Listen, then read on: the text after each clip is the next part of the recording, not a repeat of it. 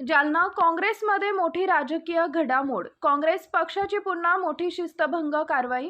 भाजपला मदत केल्याच्या आरोपावरून अब्दुल रशीद पहलवान आणि नंदा पवार थेट निलंबित. जालना महानगरपालिकेच्या निवडणुकीनंतर काँग्रेसमध्ये राजकारण सध्या चांगलंच तापलंय.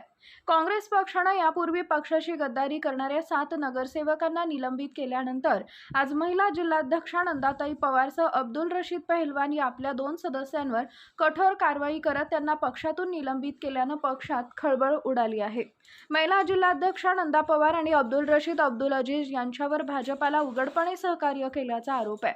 चौकशी अहवालातही हे स्पष्ट झाल्यानंतर पक्षानं ही मोठी कारवाई केली आहे. महाराष्ट्र प्रदेश काँग्रेसचे अध्यक्ष हर्षवर्धन सपकाळ यांच्या आदेशानुसार ही कारवाई करण्यात आली आहे.